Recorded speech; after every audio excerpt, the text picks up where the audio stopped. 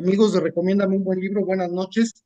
El día de hoy tenemos el gusto que nos acompaña Iván Cherem, quien hemos estado leyendo las últimas semanas, Siento la furia despertar, que es su libro más reciente.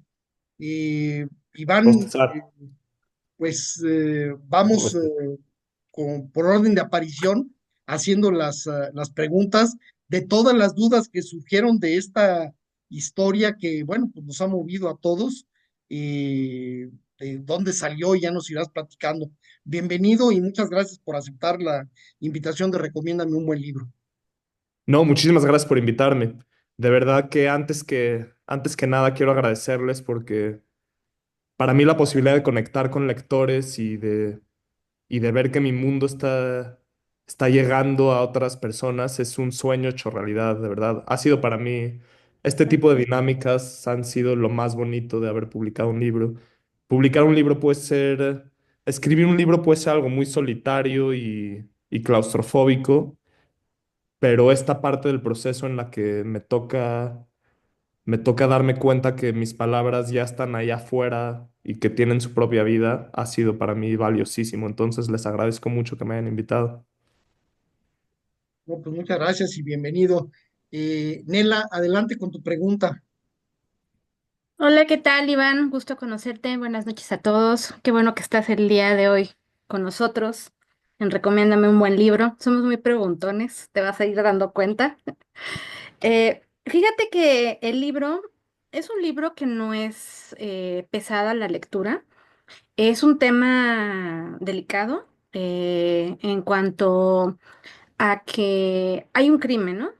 Entonces, eh, creo que cuando fui leyendo tu libro, hay varios temas que tocas que están muy interesantes en cuanto a que es una lectura que nos hablas acerca de un privilegio de una persona que está en una comunidad, que en este caso es la judía, y nos explicas cómo se desenvuelve su estrato social y después del crimen, también cómo hay diferentes niveles de pues ahora sí en la cárcel que se dan para que él pueda aún así moverse, ¿no?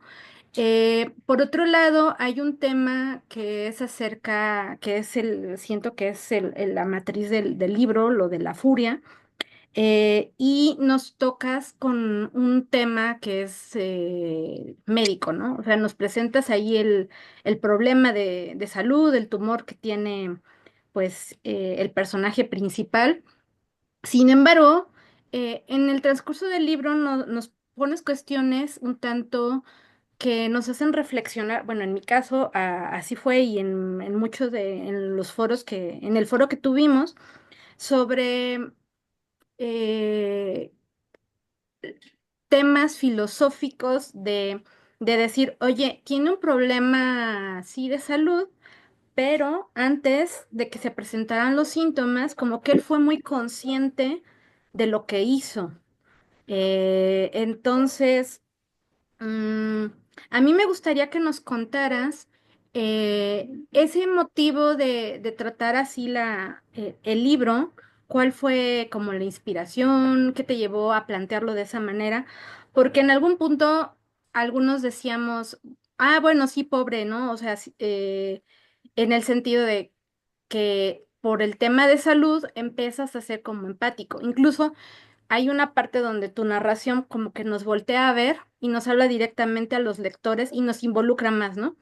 Nos empiezas a decir, me estarían juzgando, y nos pones varios ejemplos. Entonces, creo que mi primera pregunta sería esa, la inspiración en cuanto a esta novela, ¿cómo fue que decidiste abordarla desde este punto de vista? Sí, creo que tocaste dos temas que son centrales al libro. Uno es el privilegio y otro es el tema del tumor cerebral, que están separados, pero que al mismo tiempo, obviamente, los dos impulsan la trama y se acaban conectando. El tema del tumor cerebral, creo que justo lo que dices es muy interesante porque no hay una respuesta clara cuando quieres saber qué parte del crimen la cometió el tumor y qué parte del crimen la cometió él. Creo que incluso la pregunta ya refleja un malentendido de lo que es nuestra identidad. Y ese es el tema central filosófico del libro. ¿Qué parte de nosotros es nuestra neurobiología, nuestras neuronas disparándose aleatoriamente, lo que nos determina que está más allá de nuestro control y qué parte de nuestra identidad es lo que podría llamarse libre? Y creo que ese es el rol principal del tumor, crear esa pregunta y crear esa tensión. Y no creo que esa tensión pueda ser resuelta de una manera sencilla. Y creo que va más allá de él, que tiene un tumor cerebral que es como este, esta manera muy extrema de manifestar lo que todos estamos viviendo, que es la incapacidad de saber de dónde vienen nuestras decisiones. En su caso, en su caso, yo creo que cuando se entera que tiene un tumor cerebral, sucede algo muy siniestro y él incluso siente un poco de alivio porque para cuando le llega el diagnóstico ya desperdició su existencia y él lo sabe. Ya desperdició cualquier oportunidad que tuvo de crear una conexión humana valiosa. Entonces, cuando le llega el diagnóstico del tumor cerebral, él casi lo ve como una reivindicación de su odio por el mundo y se deja caer en las peores partes de sí mismo, que son las peores partes de mí mismo. No es casualidad que compartimos nombre. Yo usé el tumor cerebral un poco como esta manera de enfrentarme a lo más problemático dentro de mí mismo, lo que yo más tengo que batallar en mi vida diaria, que es el enojo, la vanidad, la banalidad. Él tiene esta excusa para aceptarlo con un orgullo casi enfermizo y se deja caer en todo eso que yo tengo que batallar. Y todo esto está ligado al privilegio, al contexto social. No se puede hablar de las debilidades de un personaje en un vacío. Él claramente está constantemente impulsado por el entorno en el que nació, que no es mi entorno, por cierto. Tiene muchas similitudes. La comunidad judía es una de ellas, el privilegio es otra, pero yo nací en una familia que me apoyó y me impulsó, mientras que él nació en una familia que lo abandonó en una mansión con sirvientes y maestros de piano a que se encarguen de su infancia. Y eso me permitió adentrarme más profundamente en todo lo que yo considero más problemático de mi entorno social y económico. Entonces se vuelve casi esta exageración, esta caricatura que al mismo tiempo revela partes Mamá, que esta que a mí, niña, a ver, espéreme. pues sí, algo así. Sí, porque inclusive hay una parte que a mí me llega, o sea, como a reflexionar, que en algún punto si él ya tiene como esa naturaleza de un psicópata, antes de, no sé si lo tenías así como marcado en el perfil del personaje y el tumor ya nada más es como parte de la consecuencia, porque, pues sí, o sea, se avientan unos diálogos que en algunos casos dices, es que es totalmente sarcástico, está mostrando un desagrado por la vida y entonces, o sea, como esa falta de emoción tal cual que él tiene, y sí, o sea, al estar en parte con este estatus de privilegio, no sé qué tanto lo hayas perfilado de esa manera, que obviamente cuando ya nos enteramos del diagnóstico, porque la terapeuta se lo sugiere, y vamos viendo cómo se va acrecentando ya cuando está en la cárcel, y ahí es cuando dices, híjole, qué feo, ¿no? Ya no se acuerda, o sea, realmente, y el apodo, ¿no? Que le ponen el enchiladas. En algún punto uno dice, es que si llegas a entenderlo en ciertas situaciones, porque dices, a mí, por ejemplo, qué cosas me enojarían o qué cosas me enfurecen o las tipos de emociones humanas que son normales, pero nos medimos en el sentido porque decimos vivimos en sociedad, o sea, no vas a ir y bofeteando a todo el mundo porque tienes que tener como como un comportamiento y etcétera, etcétera. Pero entonces ahí es donde yo desde el inicio, cuando lo leo y veo con cómo lo hacen, si todavía no se presentaban los rasgos del tumor, digo, oye, ¿y qué tanto a lo mejor de su naturaleza como tal, él ya era un psicópata? Entonces no sé si ya lo tenías considerado o eso ya lo vamos dando conforme a la lectura.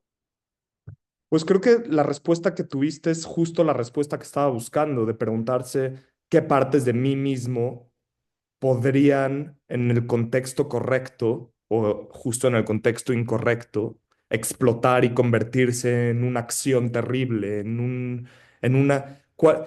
Y, y eso creo que es la manera correcta de verlo, porque no creo que sea un psicópata. Yo creo que, como dices, claro que tiene una manera muy inapropiada de procesar sus propias emociones, pero no creo que sea un psicópata porque sí existen esas emociones, pero él tiene esta manera enfermiza de intelectualizar lo que está sintiendo, de inmediatamente desplazarlo a su entorno, esta manera de usar su intelecto para evitar tomar responsabilidad de sus propias emociones, que siente profundamente, pero inmediatamente desplaza hacia un plano intelectual, que, que creo que es algo muy peligroso, que en este balance entre la razón y la emoción, creo que muchas veces la razón puede ser usada para aceptar partes de nosotros que quizás no convendría aceptar, que convendría sentir y procesar profundamente y dejar que nos duelan. Y él nunca se permite eso. Pero no creo que sea un psicópata porque los psicópatas tienen una completa falta de empatía. Él casi quisiera ser un psicópata, como que constantemente está tratando de llegar a ese lugar, pero no lo está logrando. Y creo que todo esto acaba simbólicamente representado con el tema de la amígdala, que es la amígdala donde le surgió el tumor. Y creo que eso es el símbolo perfecto porque la amígdala es nuestro cerebro reptil. El cerebro humano evolucionó de una forma en la que todos nuestros ancestros siguen adentro de nosotros. La amígdala está conectada a la médula y es la parte de nuestro cerebro idéntica al cerebro de un cocodrilo, por ejemplo, de cualquier reptil. Y sobre eso hay capas, hasta que llegas al lóbulo frontal, que es la capa donde se procesa el lenguaje, las matemáticas, lo que consideramos más humano en nosotros. Pero ser humano es estar compuesto de esas capas. Entonces creo que el tumor en la amígdala acaba reflejando eso perfectamente porque cuando se descompone algo que está profundamente adentro de nosotros, empezamos a actuar y a reaccionar de maneras que generalmente en nuestra vida diaria logramos filtrar. Y cuando desaparece ese filtro, se revelan muchas de las cosas que tratamos de esconder. Pues muchísimas gracias por aclarar la duda. Gracias a ti, Nela. Gracias. Edgar, adelante. Vaya, entré temprano hoy, me tocó de primero. Buenos días, buenas noches, Iván, ¿cómo estás? Buenas Qué noches. gusto conocerte. Te voy a contar que yo empecé a leer la novela el día feriado y ese mismo día la terminé. Ese mismo día la leí de corrido. Con lo que nos estabas comentando, con que se llama Iván el protagonista, de repente empecé así como que me confundí, dije, nos está contando una historia real, nos está contando su propia experiencia, le prendió fuego a la vecina y salió libre. O sea, por un momento así dije, a ver, alto Edgar, ¿qué estás pensando sobre imaginando?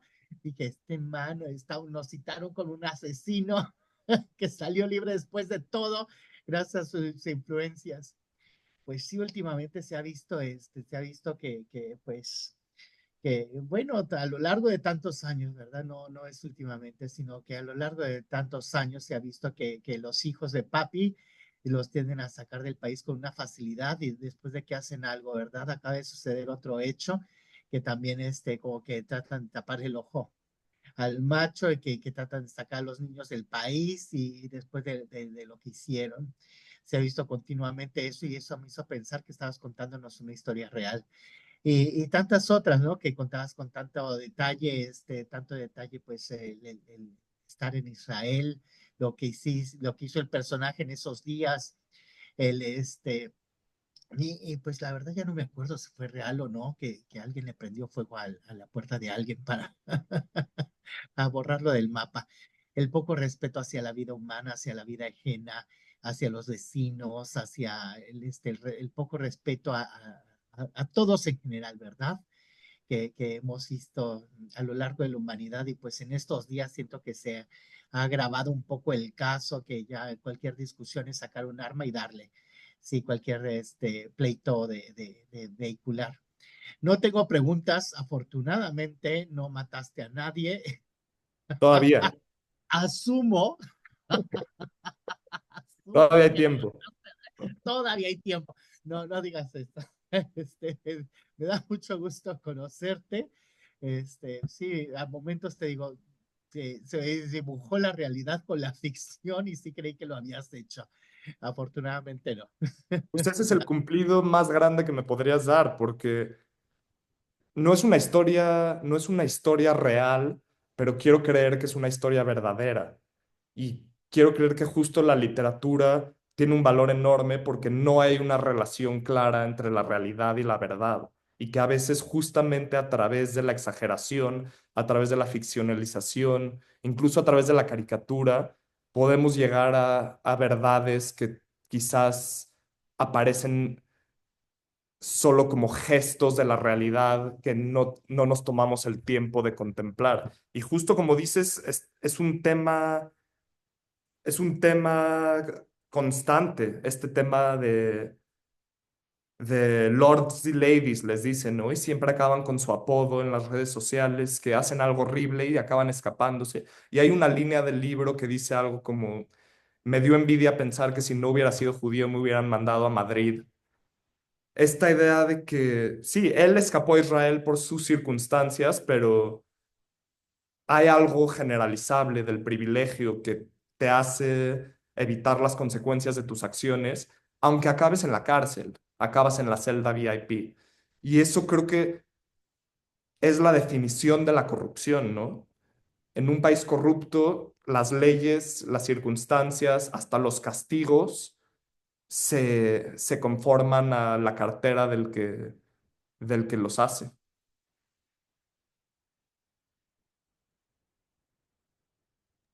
Sí, muchas gracias. Se me cayó el internet por unos segundos. Estoy en una isla. Se me Gracias a cayó ti, el internet por unos segundos, pero muchas gracias por tu respuesta. Gracias. gracias a ti. Gracias. Ale, adelante con tu pregunta. Gracias, Vic. Hola, Iván. Oye, yo me sumo al comentario de Edgar cuando empecé a leer el libro y van el autor. Dije, ¿qué pasa con eso? No puede ser cierto. Entonces sí no lo creímos, me sumo a eso.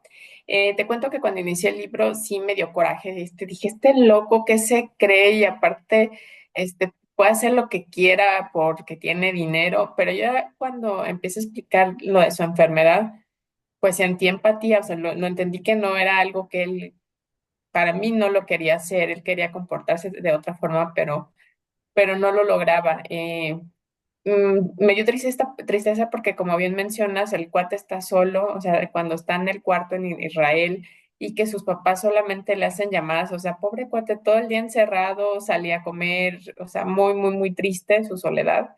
La parte donde criticas de su mamá, de que quiere tener otro hijo y el que tiene no lo atiende, o sea, dije, así somos los seres humanos, o sea, ¿cómo no? ¿Cómo quieres otro hijo si el que tienes no lo atiendes? Rara, rara somos la humanidad. Me llamó la atención el dato que no me acuerdo qué político es el que está en Israel. Eso yo no lo sabía del Ayotzinapa. Gracias por el dato. Lo conversamos en el club. Eso yo no lo sabía. Algo también que me gustaría saber es si existe ese grupo élite que cuentas en el libro que va a salvar a los judíos de si están en algún problema. ¿Existe esa parte? Y también los datos que investigaste, ¿no? ¿Cuánto cuesta la renta en una cárcel y los privilegios? Eso está bastante interesante. Entonces, esa es mi pregunta. Muchas gracias, Ale. Pues sí, sí existe el Comité Central, aunque pues su rol no es sacar asesinos del país. Algo que fue un tema muy sensible para mí fue la manera en la que retraté al Comité Central, porque yo sabía que la mayor parte de la gente no iba, nunca habría oído hablar del Comité Central, entonces que este iba a ser su primer encuentro con él. Y yo sé que el tema es mucho más complejo de lo que se retrata en el libro. En realidad el Comité Central sí existe, pero tiene manifestaciones muy positivas. Por ejemplo, si alguien de la comunidad judía pierde su trabajo y está en riesgo de quedarse en la calle sin nada que comer, es el comité central que reúne los recursos para ayudarlo y apoyarlo. Si un niño no le alcanza la colegiatura para ir a la escuela, es el comité central el que se encarga de pagar la colegiatura. Pero sí, desafortunadamente sí existe este tema en el que la gente busca escaparse de las consecuencias de sus crímenes en Israel. Y algo que sucede es que cuando él causa el incendio, pues todavía no se ha muerto su vecina y se escapa. Y en realidad yo creo que el Comité Central no lo hubiera ayudado a escapar sabiendo de la muerte de la vecina. Pero todo queda como en esta área gris que no pude matizar porque este no es un narrador que está buscando matices. Este es un narrador que está buscando desparpajar, que está buscando de un par de tajadas describir lo que está describiendo. Entonces, lamentablemente, sucede esto de que tienes que constantemente tener la guardia bien lista para decidir cuándo le voy a creer a este narrador y cuándo no le voy a creer. Nunca puedes solo tomar su palabra como si fuera la verdad, porque sabes que es un tipo completamente desbalanceado y a pesar de que llega a ser lúcido, siempre es este ejercicio lector que yo considero muy interesante, en el que un narrador antipático no lo puede solo aceptar. Entonces, la tarea siempre está en el lector de tomar sus propias decisiones. Y eso es lo que a mí me emociona tanto de los narradores antipáticos o los narradores desconfiables, que nunca acaba la chamba del lector, nunca sabes dónde está la verdad, dónde... Y eso a mí me parece muy interesante, pero justo en el tema de la cárcel que mencionas, todo lo que mencioné de la cárcel es verdad. Decidí hacer este trabajo de investigación profundo de la cárcel mexicana y no hay un solo detalle de la cárcel que me haya inventado. Eso sí le quise honrar la verdad, en especial porque la realidad de la cárcel en nuestro país es tan bizarra y surrealista y horrible que hubiera sido innecesario agregarle detalle. Pero sí, todo, desde los precios de la celda VIP hasta la playa Tamarindo, hasta los vampiritos que duermen parados, todo eso está sucediendo en nuestro país. Y para mí fue muy importante ahí no agregarle nada, porque creo que es una situación que justo tenemos que confrontar tal y como es. Sí, muchas gracias, Iram. Ya había olvidado esto de la playa Tamarindo, qué asco, Horrible. pobrecitos. Ujú, sí, No, es grotesco. ujú. Sí, pues muchas gracias. Gracias a ti, Ale. Gracias, Juan, adelante. Hola, ¿qué tal? Buenas noches a todos. Iván, pues un gusto. Nos vimos ahí en la presentación de tu mami, de Tamara, que es una gran autora para nosotros. Y bueno, pues tenía muchas ganas de leer este libro y pues platicar aquí. Ay, me entró una llamada. Voy a rechazarla. Ya, perdón. Y a mí me llama mucho la atención porque eres un súper joven.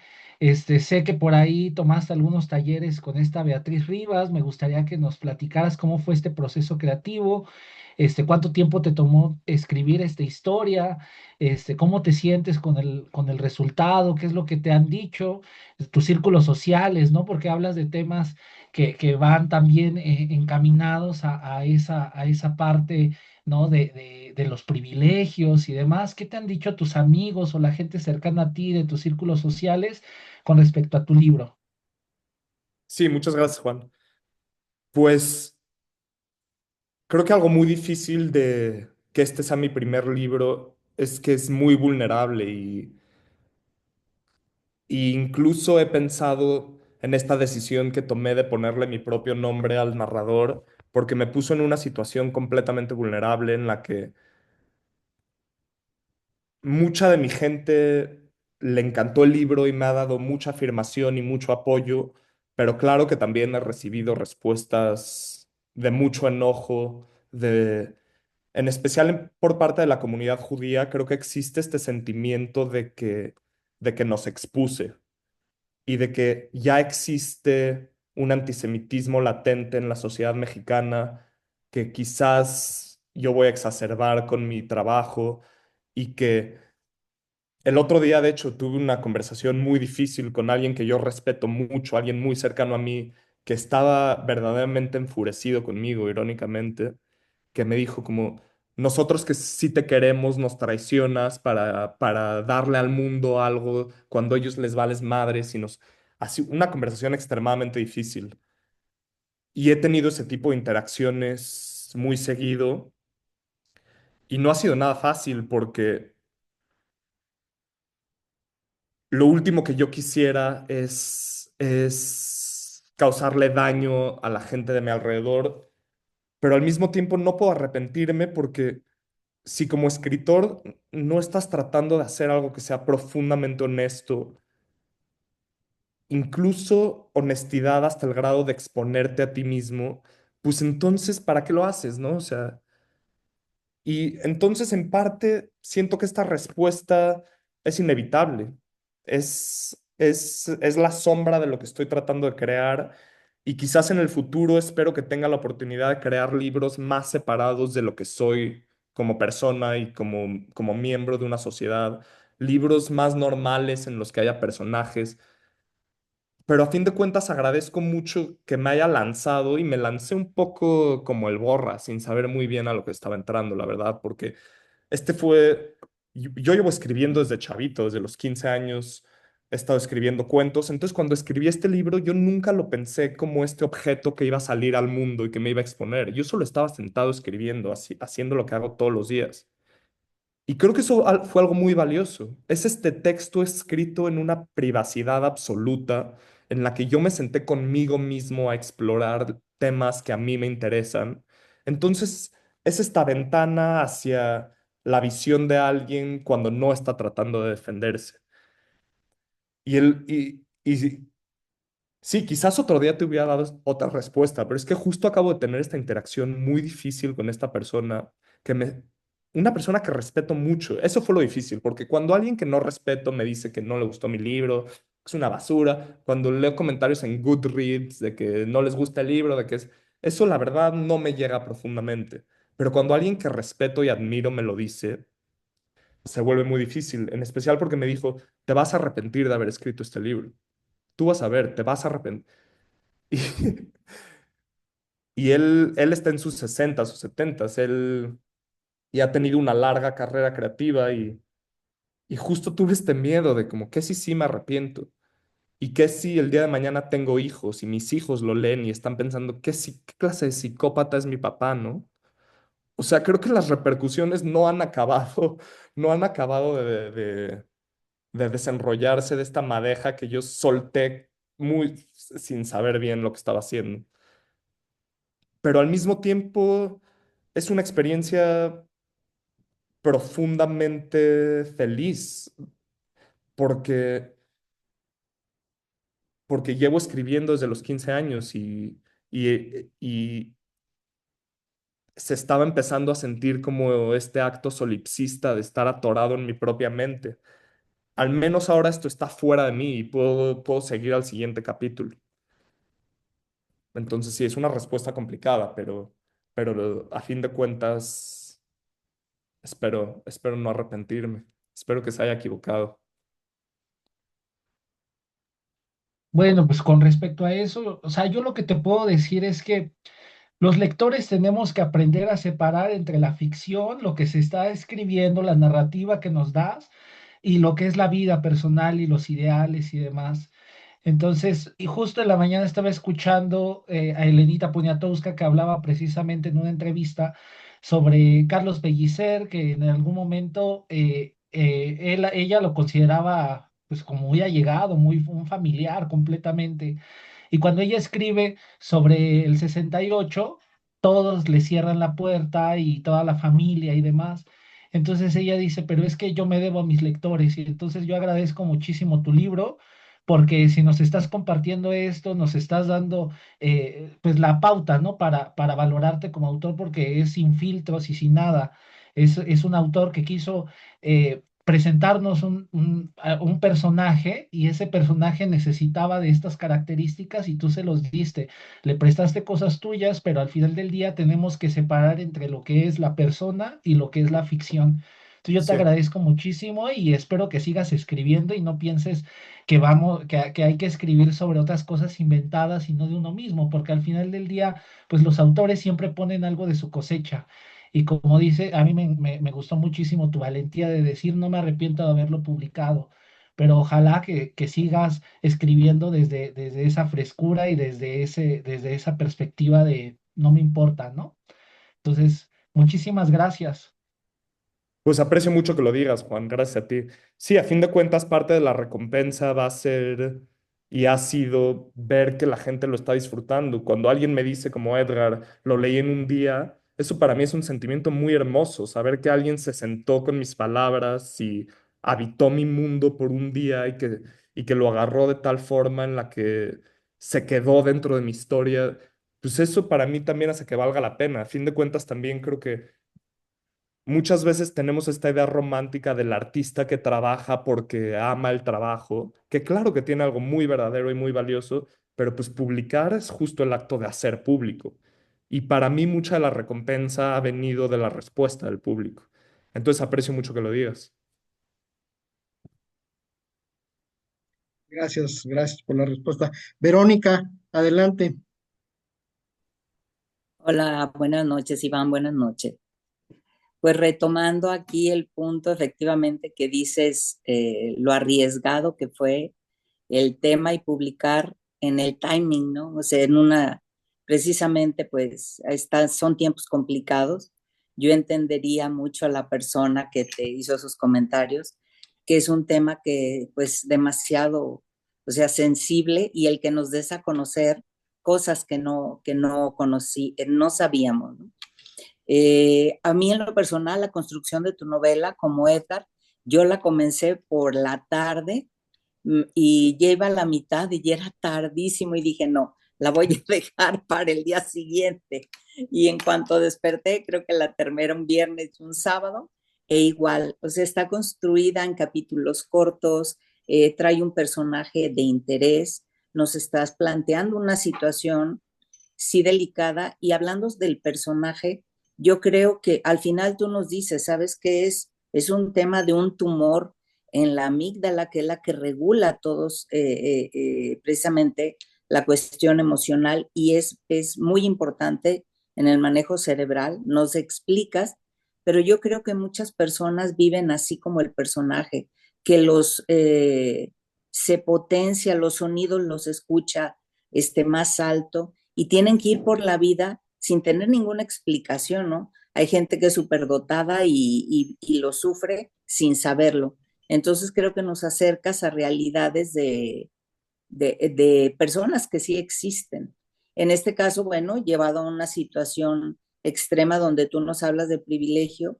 Y a mí me gustaría preguntarte en la cuestión filosófica, ¿por qué manejas frases como lapidarias? Pones así, lo único que le falta a la vida para hacer una buena comedia es ser chistosa.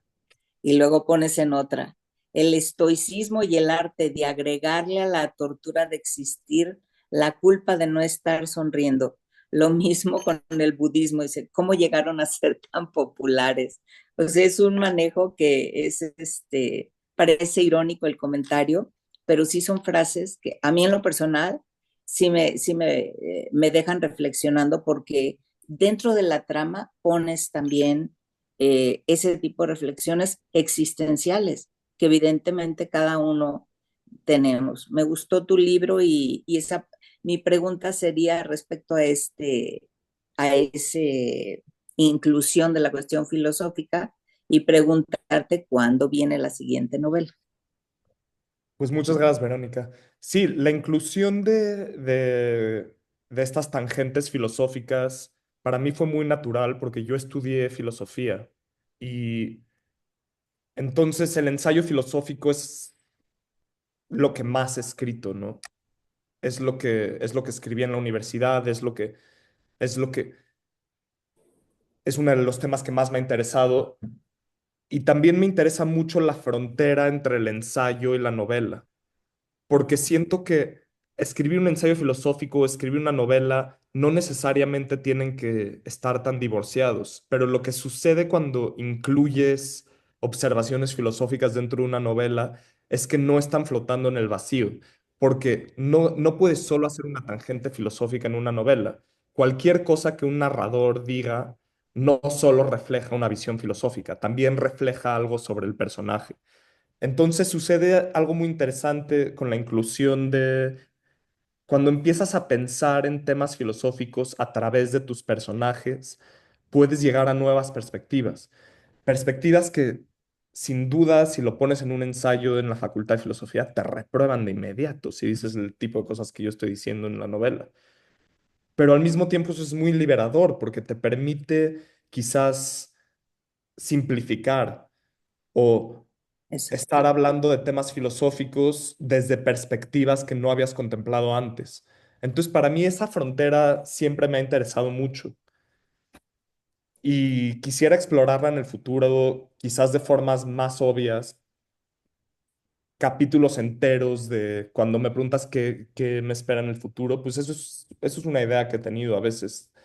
Quizás capítulos enteros en los que puedo incluir ensayos filosóficos de maneras más contundentes o quizás lo opuesto, quizás incluirlo de manera más sutiles.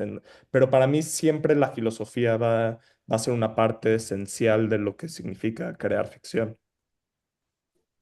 Muy bien, pues yo creo que en esta parte voy a decir, nos tropicalizas esa filosofía y la insertas muy bien dentro de la trama del libro. Entonces, a mí me pareció muy interesante, sobre todo la portada también, que es muy ad hoc al tema. Sí, Creo quedó increíble que la portada, ¿no? sí, Es sí, una sí. pintora mexicana muy buena que recomiendo que investiguen. Se llama Mónica Loya y es un óleo que ella creó, justo que le comisionaron esta pintura para... Y yo quedé muy feliz con cómo quedó. Sí, la verdad es que es un atractivo desde la portada y adentrarse al tema. Pues muchas gracias y la disfruté mucho. Muchas gracias. Gracias a ti, Verónica. Qué bueno que te gustó. Gracias. Ricardo, adelante.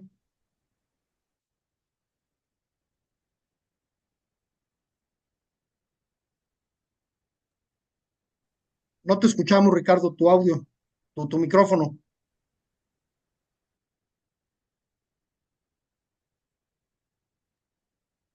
Ahí está. Perdón. Iván, buenas noches, ¿cómo estás? Buenas noches, Qué, Ricardo. qué gusto volverte a ver, ahora en el cierre de lectura. Pues muchas de las cosas que yo había pensado preguntarte, pues ya prácticamente las contestaste, además de que ya he platicado contigo en otras ocasiones de tu libro. Este, yo quisiera nada más recalcar o hacer un comentario acerca de la estructura de tu libro, porque creo que es un acierto el desparpajo, como tú dices, que se maneja y el humor negro que manejas dentro del mismo, ¿no? Yo creo que eso ayuda mucho para que nosotros los lectores también podamos balancear la historia, porque no sabes si de repente estás burlándote o si es un exceso o si realmente estás hablando de las cosas muy en serio, ¿no? Y esto creo que para mí,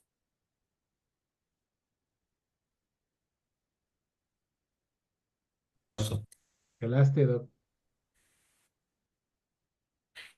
Te congelaste, se congeló, ya no lo pudimos escuchar. Chin.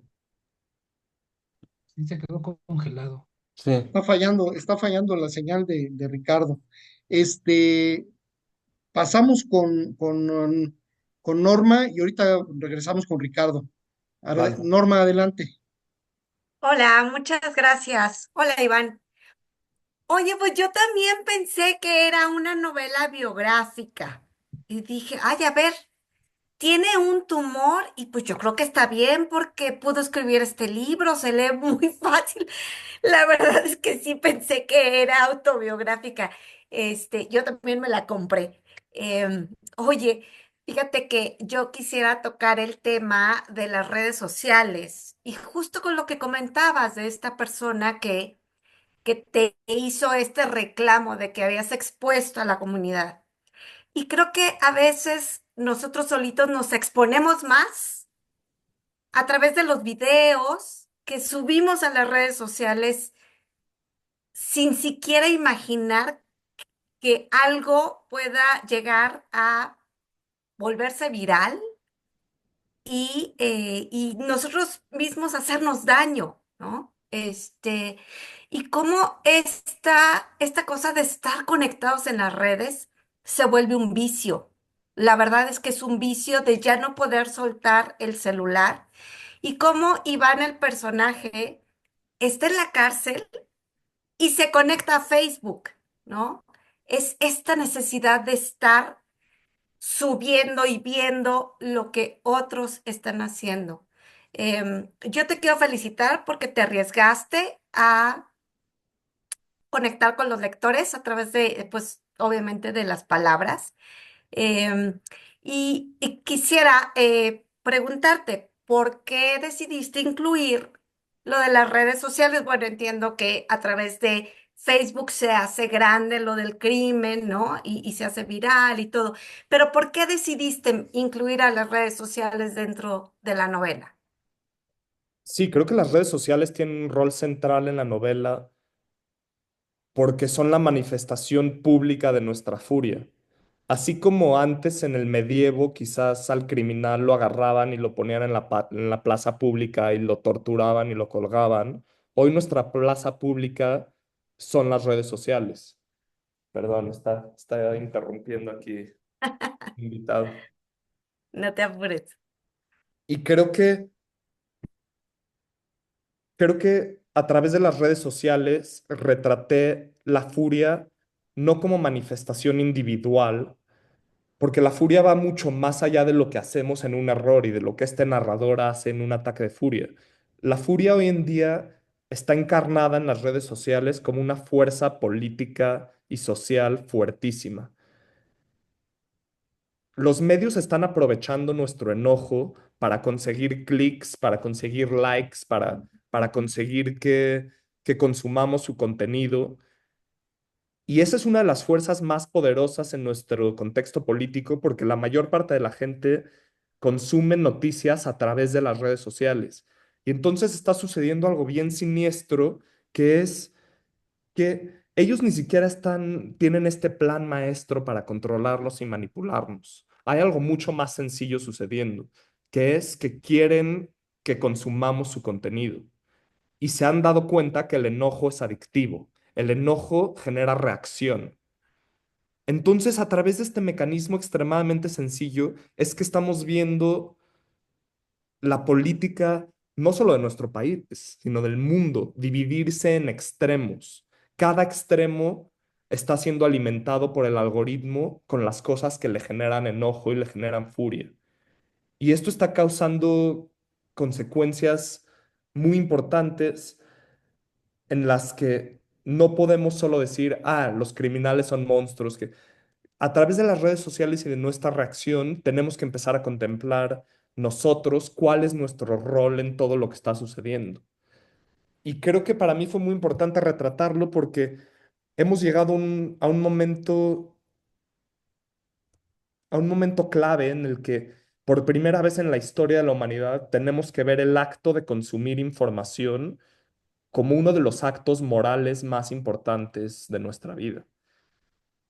Tenemos una cantidad de información a nuestro alcance tan inconcebiblemente enorme que surge esta necesidad de tener creatividad acerca de cómo consumimos información. Y no estamos diseñados para tomar este tipo de decisiones. Nunca antes en la historia hemos estado en este punto y no somos el tipo de animal que está hecho para tener tanta información bombardeándonos a cada instante. Entonces yo lo quería poner al frente del libro para levantar esta pregunta y decir, ya no es un tema amoral la información que consumes. Cuando tú te radicalizas, cuando empiezas a darle clics y likes y el algoritmo te empieza a alimentar las mismas cosas que tú ya creías, existe una responsabilidad nueva que es investigar más allá de lo que el algoritmo te está dando. Y eso es un poco todo el nuevo panorama informativo que quería retratar. Y esta inquietud empezó en mí hace muchos años porque yo soy programador también y he trabajado en empresas de tecnología y he visto lo que las empresas de tecnología hacen con nuestra información y he visto cómo se hace la salchicha, dicen, y me da miedo pensar a dónde nos están llevando porque ellos están tomando decisiones de negocios. Perdón, es pianista mi gato, perdón.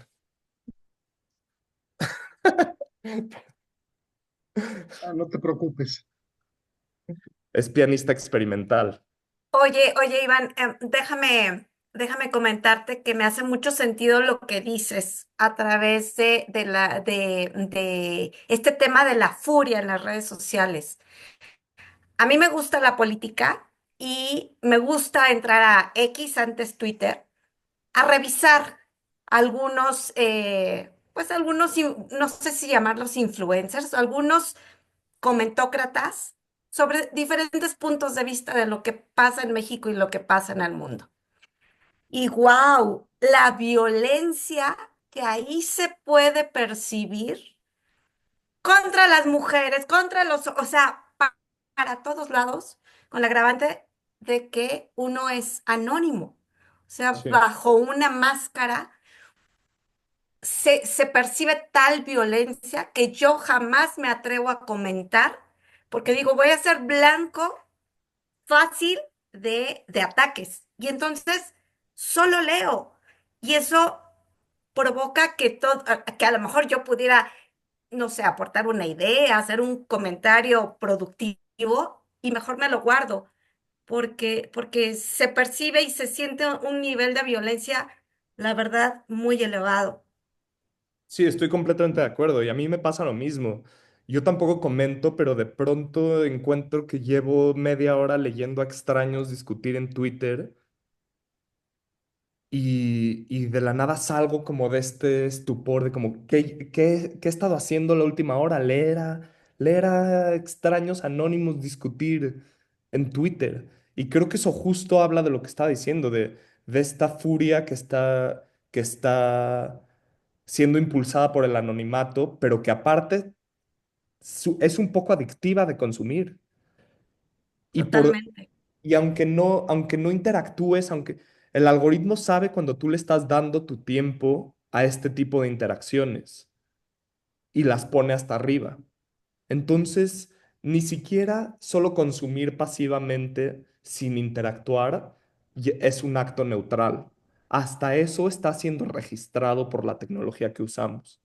Y es algo muy siniestro que creo que no recibe suficiente atención. Creo que estamos un poco consumiendo esta información sin la vacuna, ¿no? O sea, que las próximas generaciones van a tener que desarrollar defensas porque no puede moverse en este plano de furia anónima nuestra conversación política.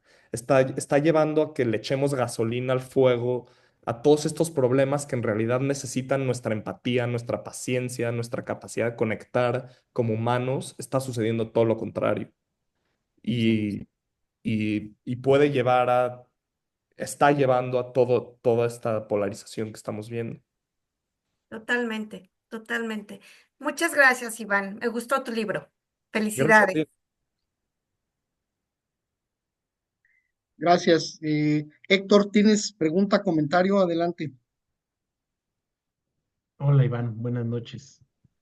No alcancé a escuchar la primera parte, porque ya entré ahorita, estaba en una clase, pero fíjate que ahorita con lo que dices me hace mucho sentido. Yo fui de los que se alteró con tu libro. No acababa de enterar, yo sí me puse medio fúrico porque no acababa de entender qué es lo que quería reflejar, si una persona enferma, así como sufría un tumor o, si, o cuál era su vida como burgués o si esa comunidad judía. Y hasta me dio la tarea de leer, como para poder entender más de desde dónde lo hayas escrito. Y me topé con una entrevista que te hace Crónica, en donde hablas de como esa competencia que tienes con lo inmediato y la necesidad de escribir historias que puedan atrapar al lector, porque eh, se nos va la atención muy rápido y lo que tú decías, sí, que ahora se está escribiendo para un grupo muy selecto de lectores. Y ahorita al escucharte me hace tanto sentido lo que dices y estoy completamente de acuerdo en que hasta ser pasivo, hasta no decir nada, hasta no reaccionar, es una decisión que estamos tomando.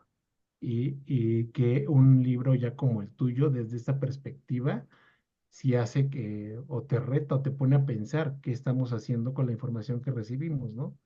Porque sin irme yo a las redes, yo con tu propia narrativa me empecé a crear un conflicto que tuve que ir a buscar más, pero me enganché, me enfurecí, como tú mismo lo acabas de describir, y, eh, y me siento como conejillo de indias que pasó la prueba porque lograste llevarme para allá y lograste hacerme buscar, y de verdad es que esta entrevista en la que dices que tienes que competir contra los medios, yo me moría de ganas por eso me conecté aunque sea tarde, preguntarte, ¿no? Así, ¿cómo sientes que va a competir un libro con un medio masivo? Pero tienes razón, o sea, ya escuchándote tiene mucho sentido. Y con esto que leí de que los escritores empiezan a escribirnos a un grupo muy selecto, pues la verdad es que sí, porque nos vamos reduciendo, o sea, y pues es difícil traer a gente mucho más joven que pueda apreciar la literatura o que pueda apreciar lo que leemos. Hay veces que no sé cómo se sientan ustedes, pero me sentí ahorita así como que creo que sí nos crecemos mucho como lectores y tenemos que abrirnos a leer cosas más retadoras. Y me parece, ya al escucharte, eh, te felicito por el libro y creo que es un buen modelo como de un ensayo que le va a permitir a alguien más joven leer otras perspectivas y atraparlo. Y está muy padre desde ese escenario que creo que es lo que estoy entendiendo, que es por lo que escribiste. Y pues estaré atento a lo que sigas haciendo porque está muy padre tu perspectiva desde donde lo has escrito. Sí, muchas gracias. Sí, justo sí, como mencionas, existe todo este nuevo panorama de entretenimiento. Existe, o sea, el Netflix ya es una antigüedad. Hoy los chavos están en TikTok y en contenido de 10 segundos, que no sé si ustedes se han enganchado con eso, pero yo sí, es contenido extremadamente adictivo. En especial por este algoritmo que empieza a reconocer las cosas que te gustan y este contenido de TikTok de 10 segundos es extremadamente adictivo. Y siento que lo que está sucediendo en el panorama literario es que lo estamos tratando de ignorar y lo estamos tratando de hacer a un lado y estamos creando grupos herméticos de lectores y escritores que evitan esta realidad porque es una realidad bastante oscura. Este contenido de 10 segundos nunca va a tener la profundidad que puede tener la literatura. Eso todos los lectores lo sabemos, pero yo siento que la nueva generación de escritores va a tener que enfrentarse a este fenómeno. No va a ser suficiente ignorarlo. Vamos a tener que saber que nuestro lector tiene su celular a un lado y que cualquier distracción va a causar que pongan, que y a mí me parece un reto muy valioso. Yo no creo que la literatura tiene que perder nada de su carácter profundo y retador para enfrentarse a esta nueva generación de lectores. Todo lo contrario, yo creo que no- nos enfrenta a un nuevo reto, que es qué va a ser la literatura como medio de entretenimiento. Y eso ha sido una pregunta que todos los escritores en la historia se han tenido que enfrentar. La literatura, antes de poder ser profunda, antes de poder ser retadora, antes de poder llegar a los temas esenciales de la humanidad, tiene que enganchar y tiene que entretener. Y estos medios nuevos también nos dan la pauta hacia qué tipo de contenido es el que funciona. Y yo creo que hay mucho que aprender de esto. Incluso todo esto que estoy diciendo de que la furia es algo adictivo que están usando para engancharnos, pues algo de adictivo también tiene este libro que se aprovecha de estos fenómenos, ¿no? Entonces yo creo que hay maneras de aprovecharlo sin ignorarlo.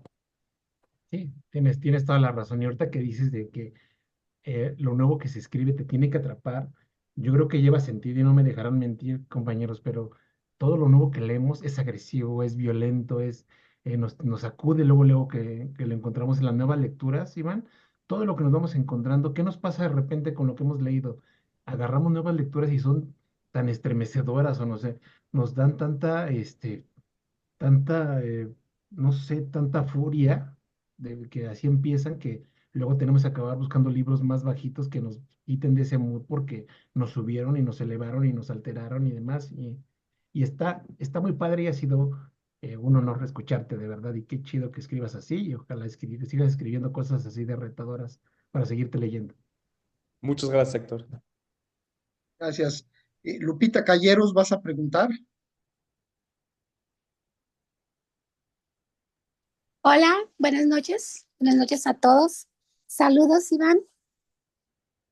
Mi pregunta respecto al libro que acabas de presentar acá en Mazatlán, está enfocada más que nada en cuanto hasta qué punto te has proyectado desde esa primera persona que como tú, como Iván Sheren, te presentas en esta historia. Y como tú hace ratito lo dijiste, hay una serie de elementos que tú reconoces que lo transmites a través de de la novela, como es el enojo, la vanidad, la religión, el gusto por tus clases de piano, de escuchar a Vivaldi, de escuchar a otros autores que también mencionas en tu texto, en eso está enfocado, ¿no? ¿Hasta qué punto has proyectado parte de tu vida? Ignoro si también tus sesiones con psiquiatra o a lo mejor con el psicólogo, no lo sé, pero en base a eso está enfocada mi pregunta, en lo tuyo. Qué tiene que ver tu vida con tu historia en esta novela? Sí, gracias, Lupita. Me gusto verte por aquí. Pues empezó un ejercicio de proyectarle a este personaje las partes de mí mismo que más conflicto me causan, las partes que más odio de mí mismo se las proyecté a este personaje.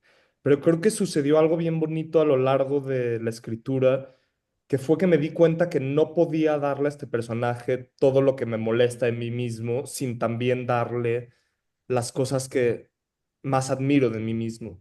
Me empecé a dar cuenta que lo que empezó como una sátira, como este intento de satirizarme a mí mismo, acabó sin que existiera la intención, incluyendo también las partes de mí mismo que más respeto y que más considero valiosas y rescatables. Entonces, no tengo una respuesta clara porque se salió un poco de control, se salió un poco de mis manos lo que le daba a este personaje de mí mismo y creo que eso llevó a que el personaje se desarrolle y, y vaya adquiriendo, si no redención, porque nunca alcanza la redención este personaje que empieza matando a una mujer, nunca va a poder alcanzar la redención, pero creo que acaba alcanzando un grado de humanidad que creo que se vuelve lo más valioso del libro.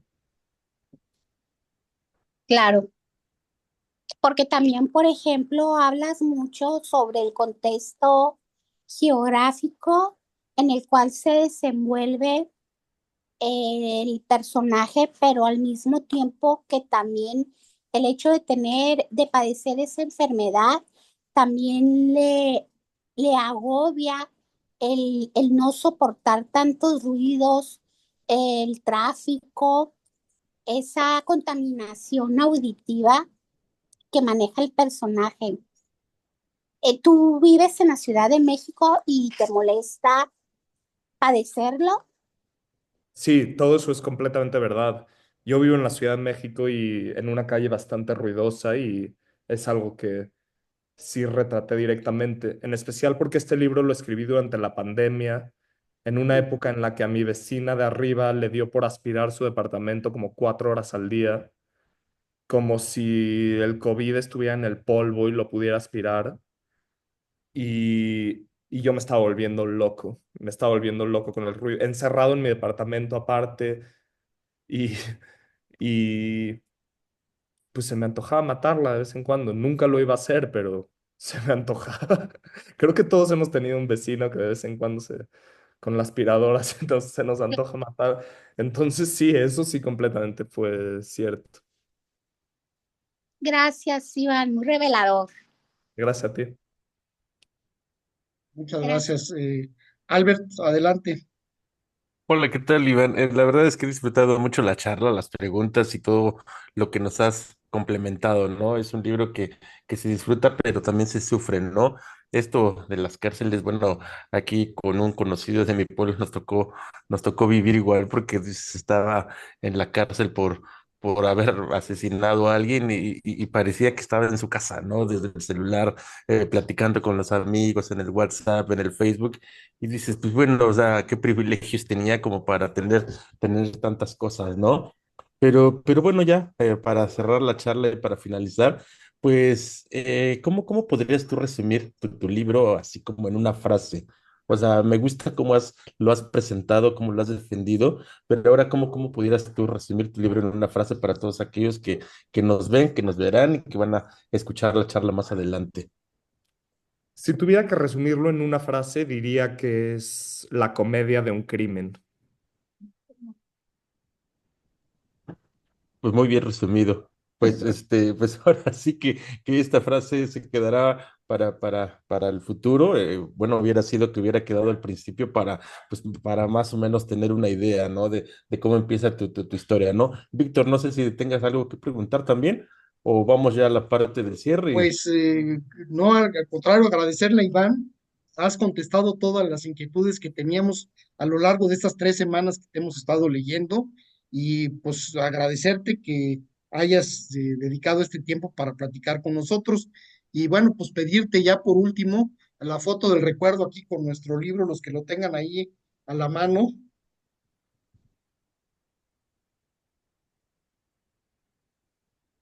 A ver, Ahí Albert. va el primer intento. Una, dos y tres. Se apagó mi esta. Este, va otra, perdón. Una, dos y tres. Listo, muchas gracias. Muchísimas Y gracias. no, y queremos aprovechar, digo, tenemos la costumbre de cada fin de mes tener el encuentro con algún lector, bueno, con un escritor. Entonces, pues bueno, nos gustaría mucho que seas uno de nuestros invitados de honor para un próximo desayuno. Será un gustazo que podamos tenerte en vivo y pues bueno, tener sobre todo la firma para aquellos que no la tienen de tu libro. Me daría muchísimo gusto y aprecio muchísimo que me hayan invitado. De verdad, ha sido para mí un gusto poder platicar con ustedes. Pues muchísimas gracias y gracias a todos los que estuvieron aquí presentes. Muchas Gracias. gracias. Buenas noches a todos. Gracias, Gracias, Iván. gracias, Iván. Gracias, Buenas hasta noches. luego. Adiós, adiós, buenas noches a todos. Buenas noches. Adiós, nos vemos, gracias. Adiós, Nos vemos, gracias. ya salimos del Facebook. Adiós. Gracias, Lupita.